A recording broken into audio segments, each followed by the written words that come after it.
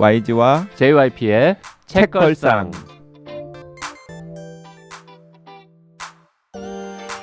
책에 관한 걸쭉하고 상큼한 이야기. YG와 JYP의 책걸상이 찾아왔습니다. YG 강량구입니다. JYP 박재영입니다.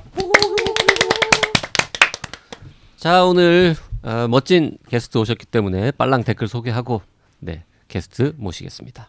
아침 햇살 가득한님 댓글. 네, 책걸상이 시작된 줄 몰랐어요. 책걸상과 함께 팟빵을 떠났었거든요. 우연히 들른 팟빵에 책걸상의 이야기가 여러 편 쌓여있는 것을 보고 놀랐고 반가웠고 늦게 알아봐줘서 미안했고 펀딩 같이 못해서 섭섭했고 참여하신 다른 분들에게 감사했습니다. 밀린 방송 몰아 들으면서 제가 할 일을 했다고 보여드립니다. 반갑습니다. 네, 반갑습니다. 아침 햇살 가득한님. 그러면서 이렇게 책 2권 사셨다고 인증샷 올리셨더라고요. 네.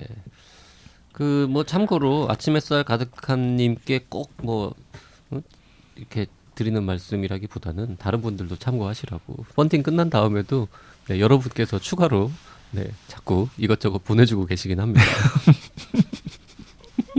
부담 가지시라고 지금 이야기하는 거죠?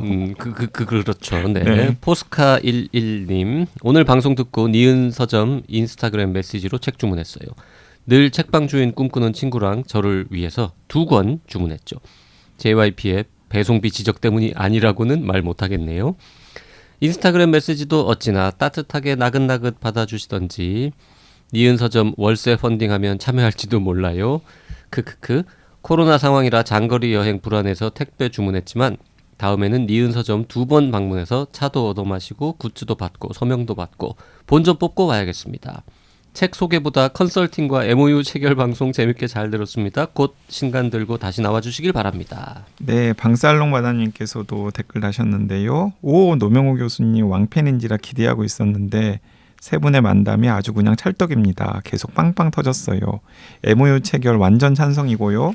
우리 JYP님 여행 준비의 기술 하이엔드 북토크가 꼭 니은 서점에서 성사되길 바라옵니다. 안 그래도 저 이러다 차릴지도 몰라 비읍서점 노래를 부르고 다니는데 듣는 내내 유쾌했어요. 아직 안 읽으신 분이 있다면 정말 추천드립니다. 이러다 잘 될지도 몰라 니은서점. 사진은 제가 자주 가는 동네 책방 대전 책방 체험이래요. 동네 책방에 망할 놈의 굿즈를 선물로 들고 방문해 주셨던 모습 자랑질입니다. 우리 이러다 다 잘 될 거예요. 네. 네. 하루 721님 은평구에 살고 있는데 도서관 강연도 들었었는데 연신내랑 아주 가까운데 아직도 가지 못했어요. 죄송해요. 니은 서점 찾아가겠습니다. 네, 리콜님 조용하게 듣지만 요란하게 자랑하고 다녔던 청취자입니다. 댓글 달고 싶은 수많은 유혹에도 무심함을 무기 삼았었는데 니은 서점 편은 팟빵 아이디가 있는 줄도 몰랐던 저를 댓글 달게 하네요. 제 꿈도 동네 작은 서점 운영입니다. 임대료 걱정 없이라는 조건을 단. 현실성 없다고 생각하지만 여튼 꿈이니까요. 니은 서점의 임대료에 저도 동참하고 싶습니다. 늘 감사하고 재밌게 듣고 있습니다. 네, 니은 귀찮아님 JYP도 부캐 창출하시나봐요. 좋아요만 누르고 한 번도 찾아오지 않는 것들. YG님 그렇게 극딜 당하고도 웃으시니 좋습니다. 요즘 낮은 자존감에 몸살을 앓다가 자존감 높이려고 훈련 중이라서요. 그렇게 웃고 꿋꿋하시니 좋습니다. 나는 의사다에서 YG 싫어요 댓글 500개 달리면 퇴출시킨다는데도 허허허 웃으셔서 그때부터 남다르다 싶었지요. 네, 사실 책걸상에 자존감 조금 낮으셔서 걱정이신 분들은 들으시면 되게 좋죠. 왜요? 저런 인간들도 저렇게 근거 없이 자존감 뿜뿜할 수 있구나라는 걸 이렇게 확인하시면서 스스로의 자존감을 다시 한번 재평가하실 수 있죠. 네. 그럼요. 자존감은 뭐 스스로 챙기는 거니까요. 맞습니다. 네. 자, 오늘 소개할 책은 근사한 책입니다. 예술가의 손끝에서 과학자의 손길로라는 제목이고요. 미술품을 치료하는 보존과학의 세계라고 하는 부제가 달려있죠. 네, 저자 김은진 선생님 모셨습니다. 어서 오십시오. 안녕하세요, 김은진입니다. 와, 반갑습니다. 네, 뭔가 첫 일성이 되게 익숙하시네요. 방송 좀 해보신 솜씨로. 천만에요. 그럴 리가 있습니까? 엄청 떨고 있습니다. 네. 그 책은 첫 책입니다. 네. 네, 방송 비록 팟캐스트지만 이런 거 해보신 적은 있으신가요? 처음입니다. 그 JYP도 지금 처음 보시는 거잖아요. 그렇죠. 그죠? 네. 책걸상을 들어보신 적은 있나요? 그럼요. 아, 그건 그래요? 네, 제가 강양구 기자님을 멘토로 해서 소개를 받고 나서 듣기 시작했습니다. 저랑은 약간 인연이 있는 그러게요. 저자시거든요. 저는 이제 모르고 읽다 보니까 맨 뒤에 강양구 이름이 심지어 나오더라고요. 저도 깜짝 놀랐어요. 네. 뭔 어떻게 해서 만난 거예요? 아, 그러니까 1년 전으로 거슬러 올라가는데 작년 여름부터 겨울까지? 네. 아니, 사실은 올해 초까지. 그렇죠. 네, 작년 여름부터 올해 초까지 그 삼청동 과학책방 갈다에서 이명현 선생님이 이명현 하는 선생님께서 그 갈다. 대표로 계시는 거기서 이 과학창의재단이라고 하는 정부기관 지원을 받아가지고 신진 과학 조술가를 양성하는 글쓰기 학교를 오. 열었었어요. 과학창의재단에서 네. 오. 한국과학창의재단이라는 그냥- 곳에서 펀딩을 돼가지고 그냥 아무나 이렇게 책 내고 싶은 사람은 아니고 과학 저술의 꿈이 있는 사람들만. 네네. 그래서 신진 과학 조술가를 양성하는 목적으로 프로젝트 발주를 해서 그걸 과학책방 갈다에서 오. 책임을 지고 진행을 했었는데 어쨌든 뭐 저는 과학책방 갈다랑 연이 있으니까 저한테도 숙제처럼 너도 그 멘토 멘티 프로그램이 있었거든요. 이제 멘토로 참여를 해서 강의도 하고. 강의도 하고 오호. 그리고 뭐 강의를 들으신 신청자들 중에서 심사를 해가지고 한 50분 정도를 뽑았는데 신청자는 훨씬 많았다. 예, 훨씬 많았습니다. 네, 신청자가 한 신청자가 몇 분인지 혹시 아세요? 잘 모릅니다. 그냥 몇백 뭐 명 정도 됐어요. 나는 뽑혔으니까 뭐. 네, 몇백 명 정도 됐는데 뭐 20명이 그런- 강의를 들었던 사람들이 최종 20명이었나요? 20명보다는 제가 더 좀 많았나요? 많았던 기억인데. 더 많았나요? 네, 하여튼 뭐 어쨌든 몇십 간에 명. 네네. 네, 그래서 이제 몇백 명이 지원을 했는데 뭐 신청서, 뭐 계획서, 뭐 그런 것들을 보고 심사를 해서 이제 수십 명을 뽑은 다음에 그 수십 명을 놓고서 이제 저를 포함해서 저보다 훨씬 더 유명하신 그런 과학 조술가들, 그래야겠죠. 네, 여러분들이 강의를 하고 한 대여섯 분이 그 수십 명의 인원을 한 뭐 4명, 5명씩 이렇게 쪼개가지고 이제 멘토 멘티 프로그램을 진행했는데 그때 제 조에 이제 멘티로 참여하신 분이 김은진 선생님이셨어요. 제가 선택을 했던 건 아니고요. 그랬겠죠. 네. 원래 저 멘토로 만나고 싶었던 사람은 누구였습니까? 아무나 괜찮다고 제가 써냈거든요. 아, 그런데 제가 알고 준 게 뭐냐면 제가 그런 부분에서 약간 좀 게을러요. 그래서 먼저 다들 읽어보고 나서 하고 싶은 멘토도 나 이 사람이랑 만날래라고 네, 고를 네, 네. 수 있었고, 네, 그래가지고 저 수강생들도 나 이 선생님이랑 하고 싶어요 고를 수 있었는데 네. 서로 아무나 커플이었군요. 그래서 이제 욕심 많으신 그 멘토들 같은 경우에는 또 부지런하신 분들은 미리 다 읽어보시고 나서 나 이 사람 가능성 있는 것 같아. 이 사람 멘토 멘티로 엮여지면 재밌을 것 같아라고 다 이제 막 픽을 하셨어요. 픽 안 된 사람들이 몇 사람 있었는데 그 픽 안 된 사람들이 전부 내 몫이 된 거예요. 4명. 근데 그 픽 안 된 분 중에 한 분이 바로 김은진 선생님이셨던 거죠. 아하, 네, 그렇군요. 가능성이 없었던 글인가 봅니다. 그렇지는 않았을 것 같은 게 네, 그렇지 않았어요. 아마도 짐작해 보건데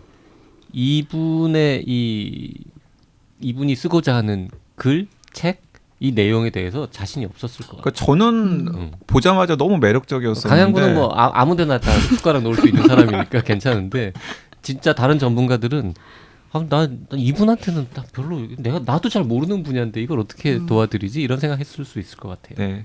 그래가지고 이제 연을 맺게 되었는데 저는 되게 뿌듯한 게 그렇게 헤어지고 나서 지금 1년이 채 안 지났잖아요. 근데 책이 나왔어요. 근데 1년 사이에 이렇게 멋진 책이 나와서 사실 살짝 감동받았어요. 근데 감동받아가지고 쭉 읽었는데 맨 마지막에 심지어는 신랑 이름도 안 넣고 아이들 이름도 안 넣고 엄마 아빠 이름도 안 넣었는데 제 이름을 넣었더라고요.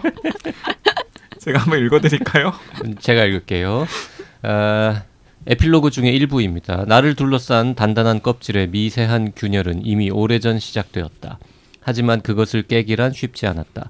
그동안 내 안에 담아온 이야기를 세상 밖으로 꺼낼 수 있도록 뾰족한 입으로 쪼아준 글쓰기 멘토 강양구 기자님과 그 첫 단추가 되었던 과학 책방 갈다의 글쓰기 과정에 감사의 인사를 전한다. 네.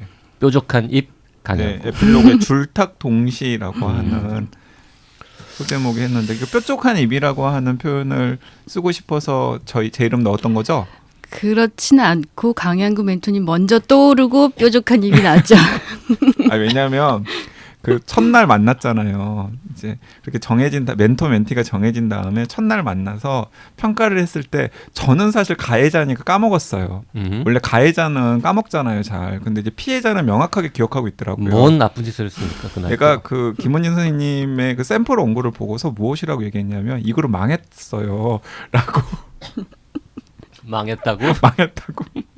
책으로 엮여질 가망성이 1도 없다고. 그 샘플 원고의 분량은 어느 정도 됐었어요? 한 챕터의 절반 정도? 아, 아주 짧은 거. 아주 짧은. 네.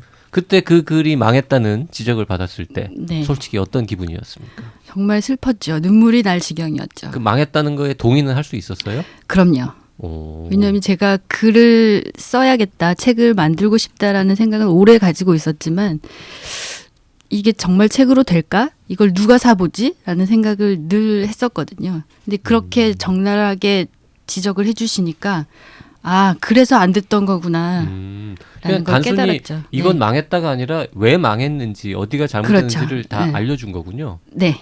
멘토니까요. 오, 네, 멘토로서의 책임을 제가 다한 거죠.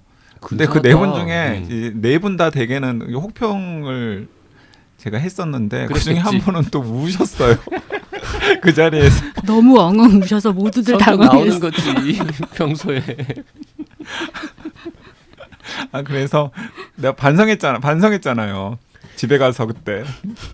아무튼 이제 그런 악연으로 처음에 엮였다가 근데 야, 불과 헤어진 지 1년도 채 안 돼서 이렇게 멋진 책으로 또 딱 갚아주시니까 제가 오히려 너무나 감사한 마음이 생기더라고요. 그 과학 책방 갈다에서 진행한 뭐 물론 뭐 그 펀드는 과학 창의 재단 네. 거기에서 그러면 이 무료였나 봐요. 네, 네, 무료였어요. 오. 어쨌든 그 좋은 프로그램 운영한 사람들은 보람 있겠습니다. 네, 지금도 계속 진행이 되고 있는 걸로 알고 있어요. 2차, 아직도? 3차 뭐. 그래요? 네, 네. 근데 2차에는 저를 또 멘토로 안 부르더라고요. 뭔가 잘못했구만. 그러니까 그 1차 때 평가 항목에서 아마 저 인간은 절대로 다시 멘토로 부르지 마라 이런 게 있었나 봐요. 아 그 저 수강생들이 이렇게 선생님 평가하는 거 이런 거 있었습니까? 있었던 것 같아요. 아 강양구는 빼라 이런 얘기 아, 쓰신 저는 거군요. 절대 그런 얘기는 하지 않았습니다만. 근데 어쨌든 계속 진행되는 프로그램이 있다라는 건 저도 알고 있는데 저를 부르지는 않더라고요. 그 김은진 네. 선생님이 1기였어요? 네, 네. 첫 시작이었어요. 첫 기의 수강생들 중에 다른 분도 책 낸 분이 있습니까? 네, 네, 네. 장수길 선생님이라고 최근에 지구과학 달과 관련된 책을 한 분이 내셨더라고요. 장수길. 길. 네, 네. 오. 서울의 한 고등학교에 지구과학 교사로 계시다가 지금 두 번째 책이군요, 그러면? 네, 저는 두 번째 그 책입니다. 기수에서는 네, 네. 아니, 좋은 프로그램인 것 같습니다. 네, 좋은 프로그램이에요. 나도 지원해도 돼요? 가서 배워보겠다. 아마 떨어뜨리지 않을까요? 왜? 나도 이과인데. 근데 거기 아마 조건이 가능하면 그 기존에 책이 없는 사람. 네. 책을 한 권도 안 낸 사람. 이미 책을 내셔서 에이, 2권이나. 안 되겠다. 아, 3 그럼 권이죠. 아니 뭐 좀 더 있어요. 아, 뭐. 네. 네. 자, 이제 근데 본격적으로 책 얘기를 아니 책 얘기를 하는 것보다 이분이 어떤 사람인지 네, 소개하면 네. 저절로 될 것 같은데 일단 과학고와 카이스트에서 공부한 정통 이과생이었다 이렇게 시작합니다. 네. 원래 이제 학부 네. 전공은 뭘 하신 겁니까? 학부는 카이스트에 산업디자인과가 있어요. 산업 디자인. 네. 약간 미술하고 관련 있는 거죠. 그래도? 그래서 이제 제가 과학고를 수료하고 이제 진학을 할 때 그 과를 해 보겠다고 생각을 했던 거고요. 그러면 원래 과학고를 다니면서도 미술에 대한 미련 같은 게 있었던 거군요. 제가 뭐 곧잘 그림을 그려서 예고를 가고 싶다는 생각도 한 적이 있어요. 아, 중학생 때? 네네네. 중학생 때 어머니한테 제가 예고를 가면 어떨까요? 했더니 그 당시만 해도 이제 예고는 굉장히 밥 먹기 힘든 예술가의 길이 있는 길이고 그 당시만이 아니라 지금도 사실 그렇죠. 뭐 어느 거였죠? 음악 시키면은 집안이 뭐 빨리 망하고 미술 시키면 천천히 망한다였나? 반대였나? 그런 그렇죠. 얘기 이제 돈도 있었으니까. 많이 네. 드니 그건 아닌 것 같다라고 이제 어머니께서 말씀을 하셨고 이제 또 쓸데없이 공부를 잘해서 공부를 잘하는데 뭘 그런 데를 가니? 라고 이제 중학교 때 공부를 네, 잘해서 네, 네. 이제 가게 된 게 과학고였죠. 네. 네, 네. 그러니까 그 과학고 가기가 쉽지가 않거든요. 그래요? 네. 과학고 출신. 네. 네. 지가 과학고 출신이라서 저렇게 말하는 거죠. 저희 네, 때는 쓸데없이 공부를 네. 잘한 거군요. 네, 네. 과학고등학교에서도 쓸데없이 공부를 잘해서 카이스트를 카이스트를 가셨고. 갔는데, 네. 카이스트를 갔는데 그 저자 소개의 그 두 번째 문장이 이겁니다. 여행 중에 우연히 마주한 미술품 복원의 매력에 빠져들어 점점점 영국 뉴캐슬 노썸브리아 대학교에서 회화 보존을 공부하고 돌아왔다. 그러니까 이제 부모님 눈치를 안 봐도 되는 상황이 생기니까 결단을 내리신 거예요? 아니면은 뭔가 진짜 약간 우연한 기회가 딱 있었던 거예요? 그 우연한 기회에 정말 복원을 하고 있는 장면을 마주하게 된 거였고요. 그걸 봤을 때 정말 멋지다, 멋진 일을 하는 사람들이구나라는 생각을 가지고 한국으로 돌아와서 이제 제가 이게 정말 뭐 하는 직업이지라는 걸 찾기 시작했죠. 그 책에도 잠깐 나오는데 그게 어떤 장면을 보신 거예요, 여행 중에? 그 로마에 가면 바티칸 시궁의 시스티나 성당에 가면 천정 벽화가 있잖아요. 네. 미켈란젤로가 그린. 네. 근데 그 벽화를 깨끗하게 닦아내고 있는 장면을 제가 목격을 했던 거예요. 거의 마무리되는 시점이었던 것 같은데 제가 싹 보니까 하얀 가운을 입은 과학자 같지만 같지 않은 사람들이 막 벽에서 까만 먼지들을 닦아내고 있더라고요. 저는 청소를 하고 있구나라고 생각했을 것 같은데. 아니 그걸 복원을 하고 있다라고. 그러니까 복원, 그 미술 복원에 대한 약간의 지식이 있으셨어요? 그렇지는 않았어요. 그 전까지 저는 그게 무슨 일인지 몰랐어요. 하지만 저는 먼지를 닦고 있으니까 청소를 하고 있을 거기에 거라고 앞에 생각했던 것 이렇게 같은데. 써놨을 거야. 복원 맞아요. 공사 때문에 네네네. 우리가 지금 못 본다 제대로. 맞아요. 해라. 네네네. 언제 끝난다 이런 네, 거. 네. 근데 진짜 막 약간 하얀색 가운 같은 걸 입고 막 열심히 복원하시는 분들을 보면서 아 저런 일들은 도대체 어떤 공부를 하면 할 수 있을까 뭐 이런 생각을 하셨던 거예요. 네, 네. 그러니까 뭐 어떻게 보면 내가 그림을 그리거나 뭐 디자인을 하거나 뭐 하여튼 작품을 만드는 데 대한 열정이 있었는데 뭔가 하여튼 그걸로 이렇게 가기에는 주변에서도 자꾸 말리고 뭐 이렇게 뭐 밥도 못 먹는다 네, 그러고 뭐 네. 구박도 하고 이런 와중에 뭐 하지? 뭐 이런 고민하던 차에 또 다른 미술과 관련된 어떤 재밌는 새로운 일을 발견하고 저걸 내가 해볼까? 네. 게다가 이과생이니까. 그러면 카이스트를 졸업하시고 나서 영국으로 유학을 가신 거예요? 네, 네, 네. 카이스트 졸업하고 당시에는 뭐 대부분 많은 친구들이 대학 1을 가거나 아니면 뭐 대기업에 취직을 하거나. 당시에 제가 기억하기로는 삼성 이런 데서 엄청나게 많이 뽑을 때 아니에요? 맞아요. 제 지도 교수님 중에 한 분이 그러셨어요. 그냥 S전자 디자인실에 가면 될 텐데. 네. 왜 이렇게 불확실한 맞아요. 고생길을 또 네, 가려고 네. 하느냐. 네. 그때, 추천서 같은 거 쓰셨을 것 아니에요? 네. 네. 써주시긴 하셨죠. 네. 그때 삼성전자 디자인실 간 사람 동기들도 다 나왔을 거예요. 지금은. 거기 아직 있어요? 그분들이? 뭐 없는 사람도 있고 있는 사람도 있고 뭐. 그러다가 이제 영국 가서 회화 복원을 네, 네. 공부를 했고요. 자, 근데 이 타임에서 그 애청자분들을 위해서 회화 복원이 무엇인지, 그러니까 미술품 복원이 무엇인지 잠깐 이야기를 해주시면 좋을 것 같아요. 미술품 복원이란 무엇인가? 무엇인지. 네. 제가 늘 과분한 비유라고 생각은 하지만 미술품을 치료하는 의사라는 말을 하는데요. 미술품 복원이라는 게 사람이 아프지 않도록 하기 위해서 잘 돌보아주는 의사도 있고 네. 아프면 찾아가서 치료를 받는 의사도 있고 정말 응급할 때 응급실에 실려가서 치료를 받아야 되는 경우도 있잖아요. 네. 그래서 그런 모든 경우가 미술 작품에 똑같이 적용이 된다라고 보시면 되고요. 그래서 미술품이 그냥 오늘 우리가 보고 끝나는 게 아니고 여러 세대가 거쳐서 뭐 100년, 200년, 몇천 년 후에도 사람들이 볼 수 있게 하기 위해서 그런 일들을 담당하는 사람이 이제 미술품 보존가, 복원가라고 하죠. 그래서 보존가라고도 네. 하고 네. 또 보건과. 보건가. 그래서 이 용어 자체도 사실은 정리가 잘 안 되어 있는 느낌이 있긴 있어요. 그래서 보존이나 보건이나 수복이라는 용어도 쓰고요. 이게 이제 뭐 다 모든 학문이 마찬가지긴 하겠지만 일본에서 이제 이런 단어들이 조합이 만들어져서 들어오잖아요. 그런 영향 때문인지 뭐 보존과 보존과학 뭐 이렇게 단어들이 혼용돼서 사용되고 있는 것 같아요. 보존하고 보건은 느낌이 좀 다르죠. 보존은 다르죠. 왠지 현 상태를 잘 유지하는 유지하는 것이고 보건은 망가진 망가진 걸 걸 다시 네네네. 복원하는 그런데 네네. 사실은 둘 다 하시는 거잖아요. 그렇죠. 네네. 책 1장에 이게 세 가지로 나눠놨습니다. 여기서부터 일단 흥미로웠습니다. 예방 보존 첫째가, 두 번째는 치료 보존, 세 번째는 보건. 네. 영어로는 뭐라 그래요? 이 직업을? 직업을 컨서버터라고도 하고요. 레스토어러. 둘 다. 둘 다 쓰는군요. 네네네. 그러니까 컨서버터는 약간 보존에 가깝고 그다음에 레스토어러는 레스토어는 약간 복원에 복원에 가깝고.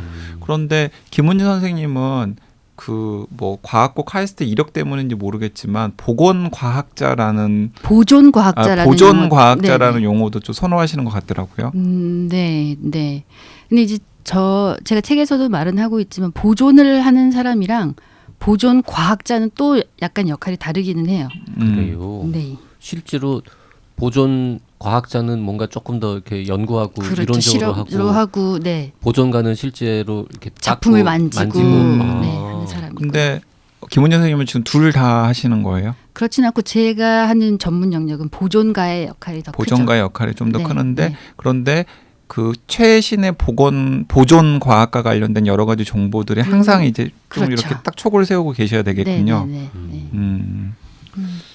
자, 그러면은 미술품을 복원한다, 보존한다라는 개념 이게 생각보다 오래됐더라고요. 저는 이제 옛날에는 그냥 작품들을 내버려 두다가 뭔가 좀 근대화가 된 다음부터 야 이거 망가진 거 이거 어떡하지 이러면서 고치고 이렇게 시작했나 보다. 그래서 누가 만약에 이 책을 읽기 전에 저한테 미술품 보존 과학의 역사가 언제쯤부터 시작됐을 것 같냐 그러면 뭐 한 200년 뭐 이쯤 불렀을 것 같은데 실제로는 좀 더 오래되더라고요. 서양에서의 그 보존의 시작은 굉장히 오래됐죠. 왜냐면 이제 저희 나라는 아무래도 그 제가 뭐 다루고 있는 분야가 현대 회화 쪽이기는 하지만 마찬가지로 저희도 옛날 그림들 많이 있잖아요. 김홍도도 있고 뭐 더 옛날 신윤복도 그림들도 있고. 네네네.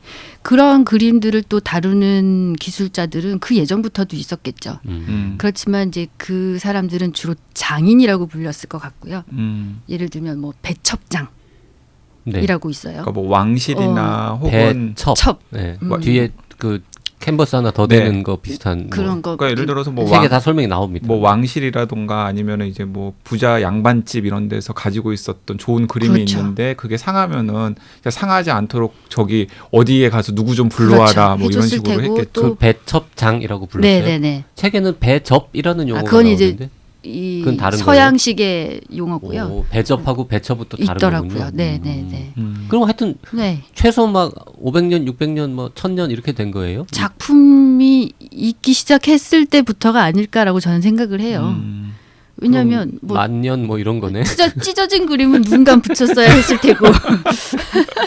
뭐 이제 그걸 아니 그 네. 주인이 직접 붙이진 않았을 거 아니야.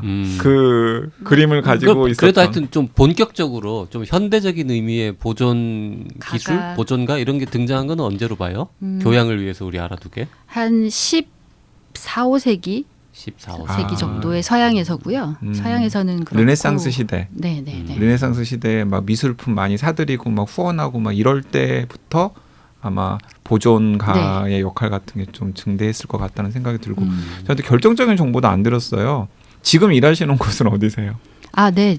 지금은 국립현대미술관에서 일을 하고 있고요. 국립현대미술관은 총 4곳이 있어요. 서울에 하나, 과천에 하나, 청주에 하나, 덕수궁 안에 하나 있고요. 네. 네, 저는 지금 서울에 있습니다. 아, 그럼 서울 국립현대미술관이면 삼청동에 있는. 네네. 자, 거기서 근무하세요? 되게 네. 부럽다. 우리가 약간 뭔가 특별한 이벤트 있을 때 놀러 가고 그러게. 그러는 데인데 오세요. 거기가 직장이시군요. 네. 아, 요새 미술관 근데 지금 코로나 때문에 잘 쉽게 못 가죠? 또 닫았나요? 어떻게 됐죠? 전문가 YG?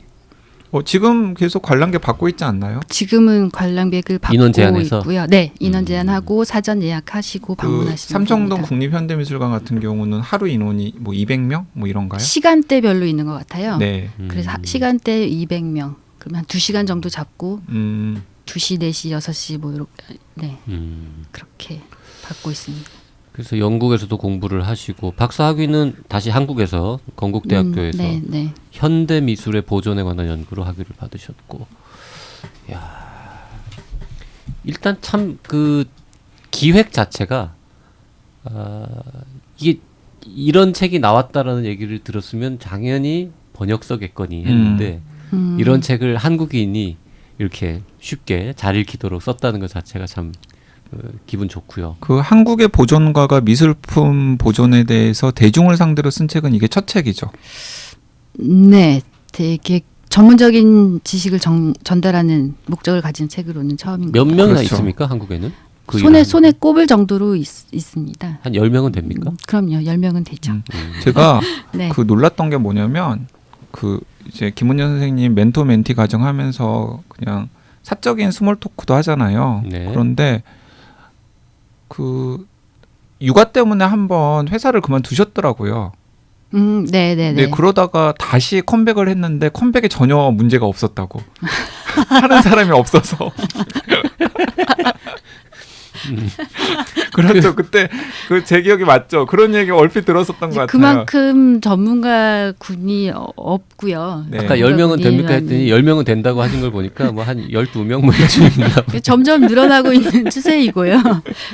그러니까 너무 웃기잖아요. 보통 이제 육아 때문에 공백이 생기면은 다시 이제 경단이 돼가지고 컴백하기가 보통 어렵잖아요. 그래서 이제 경단력 문제가 있는 것이고, 그런데 이 분야 같은 경우에는 너무나 하시는 전문가들이 없으니까 다시 컴백한다고 국립현대미술관에 했을 때 들어와라, 진짜 사람 없어가지고 그렇지 않아도 좀 난감한 상황이었다, 뭐 이렇게 된 거죠. 네, 굳이 네. 따지면은. 네.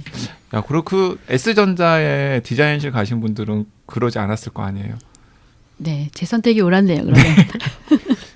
이 책은 그 세 개의 파트로 나눠져 있고요.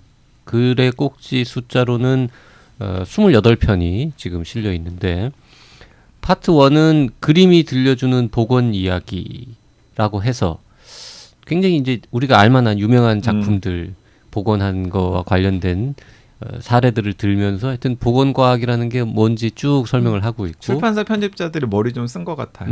이게 보통 3분의 1 이상을 안 읽잖아요. 많은 분들이 그러니까 앞부분에다가 이렇게 확 그냥 재밌는 요소들을 앞부분이 많이 실제로 집어넣은 제일 것 재밌긴 같아요. 했습니다. 네. 네. 그리고 이제 조금 짧은 이게 그 파트 1이 전체 원고의 한 반 이상 됩니다. 그리고 네네. 파트 2는 미술관으로 간 과학자라는 이름으로 해서 조금 더 과학적인. 과학과 관련된 네네. 이야기. 그러니까 복원 과학과 네. 관련된 이야기들이 네. 좀 있죠. 그리고 파트 3는 이제 미술관의 비밀이라고 해서 파트 1, 2에 들어가기 조금 뭔가 애매했지만 참 알고 보면 재밌는 뒷얘기 같은 저는 거. 되게 재밌었어요. 파트 3도 재밌었습니다. 네. 이 본인의 첫 책, 이 책은 어떻다, 어떤 책이다라는 거를 시간 마음대로 드릴 테니까 한번 쭉 자랑 홍보를 한번 해보시죠. 제가 어디 가서 무슨 일을 하는 사람이라고 설명을 할 때 제가 미술품 보존을 합니다, 복원을 합니다 하면 사람들이 모두 고개를 갸우뚱하더라고요. 그러면서 항상 2개 정도를 언급하지 않아요? 그렇죠. 냉정과 열정 사이. 네. 네. 남자 또는 주인공. 네, 준세이. 네. 그리고 인사동 스캔들의 뭐 김내원. 네. 네, 네. 그래서 그 이야기들을 조금 바꾸고 싶었어요. 아, 정말 이런 일을 하는 사람이구나라는 걸 사람들이 좀 더 알아줬으면 했고요. 더 이상 감쪽같이 없어진 그림을 만들어내는 사람 뭐 이런 반응을 조금 바꿔보고 싶은 생각이 들었고 그걸 목적으로 써낸 책입니다. 자, 그건 이제 목적이고요. 네. 책 자체를 좀 디스크라이브를 해보신다면요. 어떤 내용을 담고 있다든지 뭐. 뭐 제목에서 뭐 요약해서 말씀드릴 수 있을 것 같은데 예술가의 손끝에서 과학자의 손길로. 그래서 작품이 작가의 손에서 만들어지지만 이걸 우리들이 어떻게 잘 보존을 해서 더 많은 사람들이 즐기고 더 많은 후대의 세대들이 즐길 수 있게 할까를 고민하는 사람들은 과학자의 역할일 수 있다. 이것을 설명하는 책입니다. 사실 저는 책을 읽고서 약간 놀랐던 사실들이 많아요. 이 책이 기획되는데 약간 관여를 하긴 했습니다만은 이제 구체적인 원고들을 제가 책이 나오기 전에 다 읽어볼 기회는 갖지 못했었거든요. 저한테 안 주시더라고요. 보통 이렇게 책이 나오기 전에 한번 읽어보라고 출판사나 혹은 김은진 선생님이 저한테 슬쩍 들이밀 가능성이 있을 수도 있는데 어느 순간에 자신이 붙은 거지. 이제 네. 내가 굳이 강양구의 그렇지는 않고요. 강양구의 이 뾰족한 입에서 나오는 또 이 비판을 내가 굳이 뭐 기분 나쁘게 들을 필요가 없겠다. 이제 나도 혼자서 쓸 수 있다. 이런 자신감이 생긴 거 아닙니까? 그렇지는 않고요. 제가 이제 초고를 출판사에 드리고 나서 저희 편집자가 엄청 이제 손을 조금 보셨어요. 근데 그게 굉장히 좋았던 것이 편집자는 미술 전공자도 아니고 과학 전공자도 아니신 분의 눈으로 이 책을 봤을 때 이해가 되지 않는 부분들을 이거는 이렇게 바꾸어 주셔야겠다라든지 이건 이해가 잘 안 된다든지 이건 좀 더 쉽게 풀어주세요라든지 이런 피드백을 굉장히 많이 주셔서 저는 그 과정에 집중을 하느라고 제가 멘토님을 잠깐 잊었습니다. 네. 네. 아니 근데 어쨌든 간에 그 책이 나오고 난 다음에 진짜 그 독자의 마음으로 읽었는데 이거 너무 재밌더라고요. 그리고 이래서 보존 혹은 복원이 필요한 거구나라는 것들을 특히 일부를 읽으면서 많이 느낄 수 있어서 이게 되게 굉장히 괜찮은 교양서로서도 저는 충분히 의미가 있는 책이라는 생각이 들고 특히 책걸상 애청자들 중에서 미술 좋아하시는 분들 많이 있으신 걸로 알고 있는데 이 책을 읽고 나면은 기존의 미술관에 가서 보는 미술품들이 약간 좀 달라 보인 거라는 생각이 듭니다. 미술관에 가는 거를 좋아하는 분들은 진짜 재밌게 읽을 수 있는 네. 책입니다. 네. 저 같은 사람들. 네. 저는 특히 재밌게 읽었고요. YG가 이 책으로 한번 방송을 해보지 않겠느냐라고 제안했을 때 그냥 전 한 페이지도 읽지 않고 컨셉만 딱 듣고 야 드디어 우리나라에서도 그런 책이 나왔구나. 우리나라 선진국 됐다. 선진국이다 선진국이야. 이게 하자. 그 아재가 되어가지고 맨날 자주 하는 소리가 우리나라 선진국이 되었다라는 거거든요. 아니 요즘 이제 자꾸 우리나라가 점점 퇴보하는 게 아닌가 하는 걱정도 하는데 이런 책이 또 나왔다는 소식을 들으면 역시 발전하고 있구나라고 느낍니다. 그 진짜 유명한 작품들에 관한 얘기가 많이 나와요. 어쨌든 이런 이야기들은 다 어디서 주워오는 거예요? 원래 다 아는 얘기들 중에서 고르는 겁니까? 아니면 뭐 이렇게 새로 어디서 찾아내는 거예요? 어디서 주워왔냐고. 제가 늘 촉을 곤두세우고 있죠. 재미있는 이야기들이나 아니면 이런 복원 사례가 있구나, 보존 처리를 한 사례가 있구나 이런 것들에는 늘 촉을 세우고 있었고 그런 것들을 다 총망라한 후에 사람들이 그래도 좀 아는 작가, 좀 알만한 작품을 뽑아서 정리한 겁니다. 자, 그거 근데 신경 썼다는 느낌이 들어요. 왜냐하면 제가 JYP랑 비교했을 때 이제 한참 떨어지거든요. 그러니까 이제 인품? 아니 미술품이나 인품은 비슷비슷하지 않을까 싶은데 어쨌든 그 미술품이나 예술품에 대한 관심의 폭이나 깊이가 JYP에서 훨씬 떨어지는데 그러니까 진짜 보통 시민들 정도 될 텐데 근데 대충 보면 제가 한 번쯤은 들었던 그림이나 혹은 화가 이름들이 되게 많이 나와요. 그것도 책 읽는 문턱을 좀 많이 낮춰줬어요. 네. 일부러 고르신 거죠? 아무래도 좀. 네. 그 뭐 유명한 얘기 조금 몇 개 다음번에 그 2부에는 좀 해보기로 하고 끝으로 요 1부 마지막 순서로 이 책을 어떤 사람들이 꼭 읽으면 좋겠다거나 어떤 사람들이 더 재밌게 읽을 거다 이런 식으로 또 홍보를 좀 해보신다면요? 네. 미술을 좋아하는 사람, 과학을 좋아하는 사람 다 괜찮을 것 같은데요.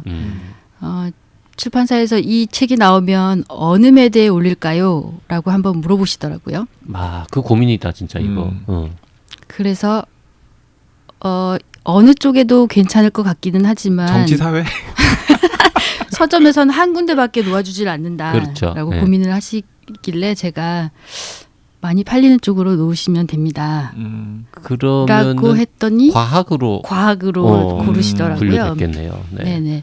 근데 제가 정작 또 서점에 가서 과학 매대에 놓여 있는 책을 보면 약간 좀 쓸쓸해 보이고 뭔가 좀 제자리가 아닌 것 같은 느낌도 살짝 들더라고요. 그래서 뭐 양쪽을 다 두루두루 좋아하시는 분들, 한쪽만 좋아하시는 분들 다 좋아할 만한 책이 아닌가라고 스스로 생각해 봅니다. 과학책 중에서는 가장 뭔가 우아하고 예술적인 책이고 그 미술 관련 책 중에서는 가장 과학적인 책이고 뭐 그렇게 포장할 수 있겠네요. 네. 근데 저는 미술관 가기를 좋아하시는 분들이라면은 이제 이 책 꼭 읽으시면 좋겠다라고 하는 JYP 이야기에 전적으로 동의하고, 저는 또 좀 많이 읽었으면 좋겠다라는 그 대상이 청소년들.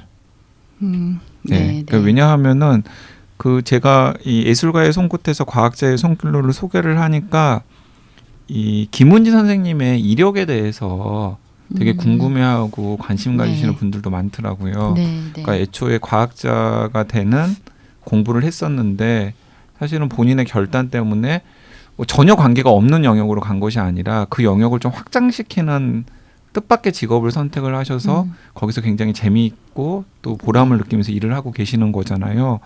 그래서 그러니까 그 제가 중학교나 고등학교를 다니면서 청소년들이랑 대화를 나눠보면은 그들이 자신들이 학교를 졸업하고 나서 할 수 있는 일이라고 생각하는 직업군들의 폭들이 굉장히 좁아요. 다 그럴 수밖에 없잖아요. 주변에 엄마, 아빠, 선생님들 혹은 동네에서 보는 어른들, TV, 텔레비전에서 보는 사람들의 직업이 되게 뻔하니까, 그래서 세상에는 뻔한 경로뿐만 아니라 굉장히 다양한 직업의 세계가 있을 수 있고 거기서 네가 뜻밖에도 너한테 딱 맞는 보람을 찾을 수도 있다라는 것들도 이 책이나 혹은 김원진 선생님의 커리어가 줄 수 있겠다는 생각도 들어서 좀 학교 선생님들이나 10대 청소년들이 이걸 읽고서 나는 과학자지만은 약간 미술에도 관심이 있으면 이런 길도 있겠구나. 네, 뭐 이런 식으로 좀 가면 훌륭한 좋겠다는 생각이 들더라고요. 멘토님이십니다. 네. 굉장히 건전한 사람인 게 저도 똑같이 청소년들이 많이 읽었으면 좋겠는데 이유는 다르거든요. 저는 청소년들이 이거를 보고 야 이게 미술관 가는 게 함부로 만지지 마라. 아니 미술관 가는 게 즐거운 일이구나. 솔직히 학교에서 우리가 미술 수업 뭐 얼마 받지도 않지만 그럼 맨날 뭐 외우라 그러고 뭐 사줘 뭐 네, 순서대로 네. 나열하기 뭐 이런 것만 가르치니까 몰라요. 요즘 학교에서는 좀 더 잘 가르치는지 모르겠습니다만 저는 중고등학교 때 미술 시간이 전혀 즐겁지 않았거든요. 근데 이런 이야기를 들려주면 미술이라고 맨날 어렵게 여겨지고 뭐 나랑은 관계없는 분야라고 여겨지는 미술이 되게 재미있는 거고 이거 가서 보면 미술관 가서 이런 거 쳐다보면 재밌겠구나라는 생각을 하면 우리 청소년들이 나중에 커서 즐겁게 놀러 다니고 취미생활하고 행복함을 느끼는 데 도움이 되지 않을까 그런 생각으로. 그것도 굉장히 건전한데요. 그래도 나는 좀 먹고 놀자는 쪽이고 YG는 뭔가 직업 선택에 막 이런 기회를 준다. 이런. 아니 이런 포인트로 접근을 해야 필독서로도 이렇게 선택이 되고. 끝까지 책임져 주시는 멘토님. 네. 자, 이 책에 지금 이제 저희가 구체적인 얘기는 거의 못하고 아주 뭐 총론에 해당하는 얘기만 했는데 구체적인 사례들이 굉장히 많이 있습니다. 너무 재밌어요. 그리고 다음 시간에 또 이어가도록 하겠습니다. 오늘은 여기까지 하겠습니다. 네, 다음 시간에 또 뵙겠습니다. 감사합니다. 네, 감사합니다.